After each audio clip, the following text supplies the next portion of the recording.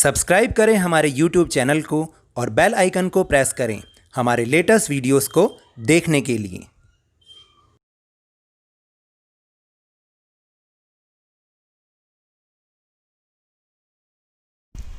Hello and welcome to Lavneesh sir की class. आज की ये शिक्षा निदेशालय राष्ट्रीय राजधानी क्षेत्र दिल्ली की वर्कशीट नंबर 4, जो कि सिर्फ क्लास 8वीं के स्टूडेंट्स के लिए ही है। यह ली गई है सामाजिक विज्ञान के विषय भूगोल से, और इसमें हम समझने की कोशिश कर रहे हैं पाठ नंबर 1 संसाधन को। और संसाधन के इस पाठ के इस भाग में हम एक वर्तमान समय की ज़रूरत को समझेंगे, और वो ज़रूरत है संसाधनों के संरक्षण की आवश्यकता, जो कि बहुत ही ज़्यादा ज़रूरी है। और आप ये भी जानते हैं कि पिछली 4 वर्कशीट से हम इस पाठ को समझ रहे हैं, और हर वर्कशीट में हम इसके बारे में कुछ ना कुछ और जानकारी प्राप्त करके उसे समझ पा रहे हैं। तो जैसे पहली वर्कशीट में तो हमने ये पढ़ा था कि संसाधन कहते किसे हैं, फिर हमने ये भी पढ़ा उसके बाद कि संसाधनों के प्रकार क्या हैं, फिर हमने लास्ट वर्कशीट्स में प्राकृतिक संसाधनों के बारे में पढ़ा, फिर मानव निर्मित संसाधनों के बारे में पढ़ा, मानव संसाधन के बारे में पढ़ा। आज हम ये समझेंगे कि इन संसाधनों के संरक्षण की आखिरकार ज़रूरत क्यों है, क्योंकि ये वर्तमान परिस्थिति की ज़रूरत भी है। आप जानते ही हैं कि संसाधनों में भी बहुत सारे संसाधन ऐसे संसाधन हैं जिनका स्टॉक, जिनका भंडार सीमित है, और एक ना एक दिन ये ख़त्म ज़रूर होंगे। तो इसलिए उन संसाधनों को बचाने के लिए, उनका फ़ायदा वर्तमान पीढ़ी को दिलवाने के लिए इस तरह से हम उसको यूज़ करें कि उसका फ़ायदा हमारी इस पीढ़ी को भी मिल सके, और आगे जो आने वाली हमारी भावी पीढ़ियां हैं उनको भी इसका फ़ायदा मिल सके। तो चलिए इसी को समझने के लिए शुरुआत करते हैं मेरे साथ, और समझने की कोशिश करते हैं। मनुष्य अपनी आवश्यकताओं की पूर्ति के लिए संसाधनों का उपभोग करता है, और बात सही भी है कि अगर अपनी आवश्यकताओं की पूर्ति के लिए संसाधनों का उपभोग मनुष्य नहीं करेगा तो फिर तो वो संसाधन होंगे ही नहीं, क्योंकि हमने परिभाषा में यही पढ़ा है कि जो वस्तु हमारी आवश्यकताओं की पूर्ति करती है उसे हम संसाधन कहते हैं। लेकिन जनसंख्या वृद्धि के कारण संसाधनों की मांग लगातार बढ़ रही है। जैसे जैसे ये जनसंख्या बढ़ रही है ना, संसाधन तो उतने ही हैं, लेकिन उसको प्रयोग करने वाले, इस्तेमाल करने वाले दिन प्रतिदिन बढ़ते जा रहे हैं। तो ऐसे में क्या हो रहा है कि इन संसाधनों की कमी महसूस की जा रही है। विकास की चाह और लालची प्रवृत्ति के कारण मनुष्यों ने संसाधनों का अंधाधुंध दोहन किया है। तो अपने लालच के कारण और विकास के नाम पर मनुष्य ने इन संसाधनों को अंधाधुंध प्रयोग करना इस्तेमाल कर दिया है। जैसे खनन यानी कि खुदाई, जिसमें हम बहुत सारी खनिज पदार्थ निकालते हैं, वनों की कटाई आदि। इससे प्रकृति एवं वन्य प्राणियों का विनाश हुआ है। तो इससे जो हमारा पारिस्थितिक संतुलन है वो भी बिगड़ता जा रहा है। और जैसे हम जंगलों की कटाई कर रहे हैं तो उससे बहुत सारी समस्याएं भी अब हमारे सामने आने लगी हैं। जैसे बाढ़ आने लग गई, आपने सुना होगा। पहले कभी बाढ़ बहुत कम आती थी, लेकिन आजकल इतना ज़्यादा सुनने को मिलता है कि बाढ़ आ रही है। तो वो सब इसी के कारण है। और जब जंगल ही नहीं रहेंगे तो जो वन्य प्राणी होंगे वो कहाँ जाएंगे। कागज़ बनाने के लिए भी बहुत से पेड़ों को काट दिया जाता है। तो इसलिए कागज़ को व्यर्थ ना होने दें, और हमारी यही अपील आप सभी से है कि जब भी हम कागज़ का प्रयोग करें तो उसको बहुत ध्यानपूर्वक करें और उसका पूरा उपयोग करें। उसको बेफालतू में वेस्ट करके ना फेंकें, क्योंकि आपको पता है कागज़ बनाने के लिए बहुत सारे पेड़ काटे जाते हैं, जिससे पेड़ों के कटने से हमें और कहीं ज़्यादा नुकसान होते हैं। इसी तरह सीमित मात्रा में मौजूद पेट्रोल का भी मनुष्य अत्यधिक दोहन कर रहा है, जो एक ना एक दिन ख़त्म हो जाएगा। तो जैसे हमें पिछली बार भी हमने जाना कि ये जो जीवाश्म ईंधन है जिससे पेट्रोल बनता है, तो ये पेट्रोल का जो हमारे पास स्टॉक है वो भी सीमित मात्रा में है। लेकिन मनुष्य इसको भी बहुत ज़्यादा अपने प्रयोग के लिए उपयोग करता ही जा रहा है, और ऐसा ना हो कि वो एक दिन बिल्कुल ही ख़त्म हो जाए। यहाँ तक कि मानव प्राकृतिक उपहार पानी और वायु को भी बर्बाद और प्रदूषित कर रहा है। देखिए, प्रयोग करें बहुत अच्छी बात है, लेकिन उसको बर्बाद ना करें, और बर्बाद भी कर रहे हैं और साथ में उसको गंदा भी कर रहे हैं, अंततः जिसका परिणाम हमें ही भुगतना पड़ेगा। तो देखिए, अगर हम पानी को गंदा करते हैं, नदियों को प्रदूषित करते हैं, तो उसका परिणाम कौन भुगतेगा? हम ही भुगतेंगे। और कौन भुगतेगा? कोई ऊपर से कोई थोड़ी टपकेगा उसका परिणाम भुगतने के लिए। तो इसलिए हमें इन संसाधनों के संरक्षण की बहुत ज़्यादा ज़रूरत है, और हमें इसलिए भी ज़रूरत है कि ताकि हम आगे आने वाली पीढ़ियों को भी इस उपहार को दे सकें। तो तात्पर्य यह है कि अत्यधिक दोहन से प्रकृति का संतुलन बिगड़ने लगा है। धीरे धीरे जो हमारी इस प्रकृति का पारिस्थितिक संतुलन है वो अब बिगड़ रहा है।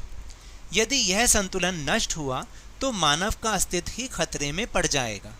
तो देखिए, अगर ये संतुलन नष्ट होता चला गया, बिगड़ता चला गया, तो एक दिन ऐसा होगा कि मानव का अस्तित्व यानी मानव जीवन ही नहीं रहेगा।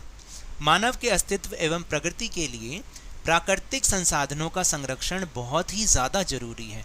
तो इसलिए हमें अपना अस्तित्व बचाने के लिए और आगे प्रोग्रेस करने के लिए, प्रगति करने के लिए भी हमें इन नेचुरल जो संसाधन है, प्राकृतिक संसाधन है, इनको बचाना बहुत ज़रूरी है। अतः हमें संसाधनों का प्रयोग प्रकृति को बिना नुकसान पहुंचाए, देखिए इस बहुत अच्छी बात इसमें शामिल है, और पॉइंट वाइज आप इसको लिखें कि हमें संसाधनों का प्रयोग इस तरह से करना चाहिए कि उसका नुकसान प्रकृति को ना पहुंचे। फिर विवेकपूर्ण ढंग से नियोजन के साथ करना चाहिए।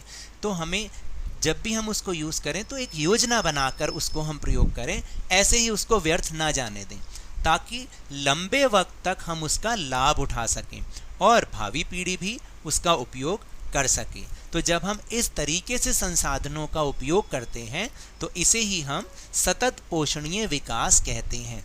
बच्चों, ये जो शब्द आया सतत पोषणीय विकास, ये बहुत ही इम्पॉर्टेंट है, ना केवल इस क्लास के लिए बल्कि 9th क्लास के लिए और 10th क्लास के लिए भी बहुत ज़रूरी है। तो आप इसको अभी समझ लें कि सतत पोषणीय विकास कहते किसे हैं।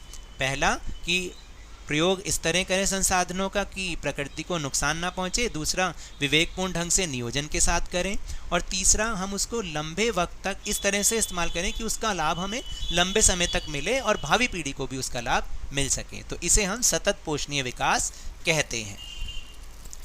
ऐसे कई तरीके हैं जिनसे हम संसाधनों के संरक्षण में मदद कर सकते हैं, यानी बहुत सारे तरीके ऐसे भी हैं जिनको अपना के हम इन संसाधनों को बचा सकते हैं।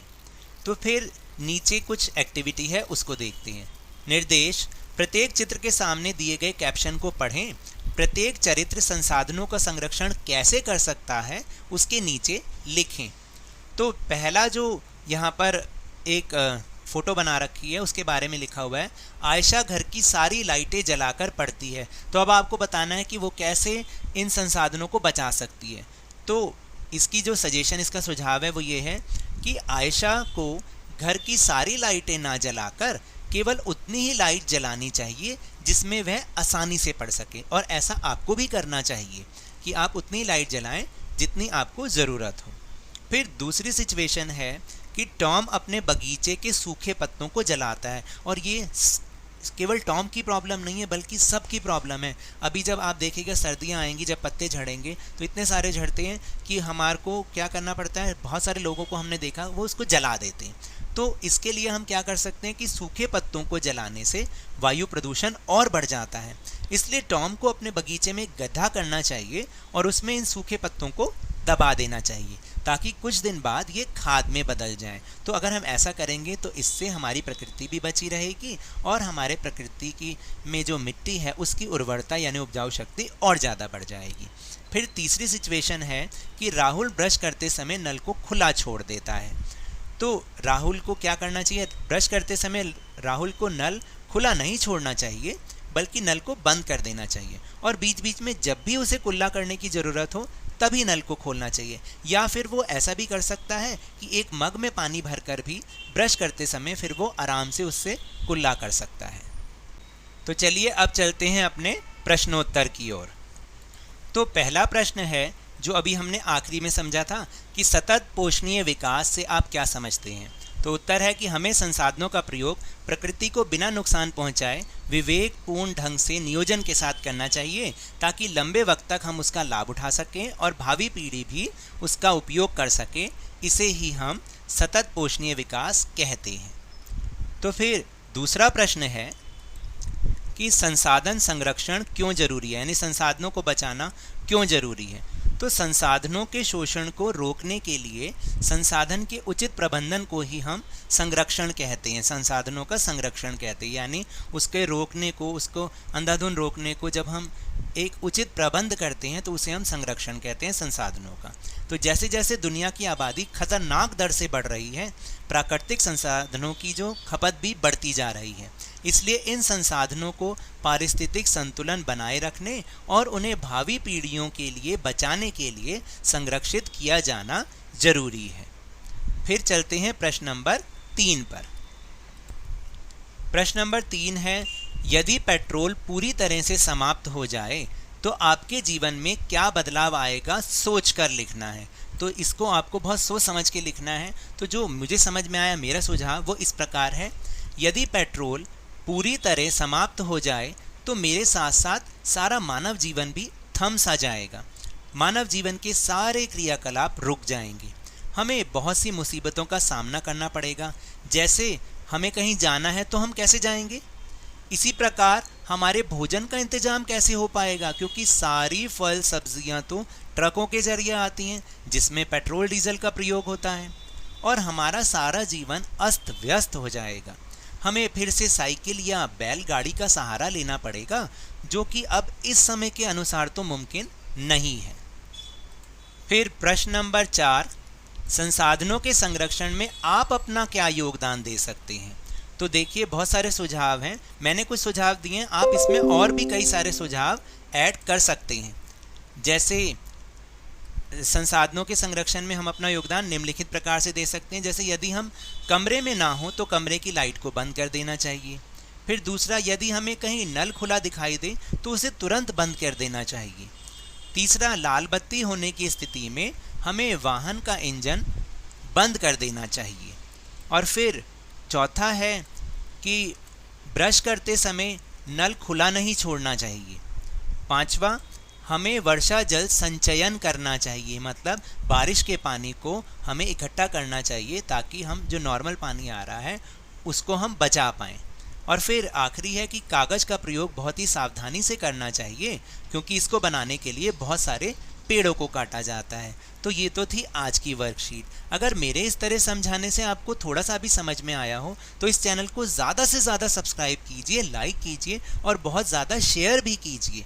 और मेरे साथ इसी तरह वर्कशीट को समझते रहिए, लेकिन ध्यान और मन लगाकर ज़रूर पढ़ते रहिए। धन्यवाद।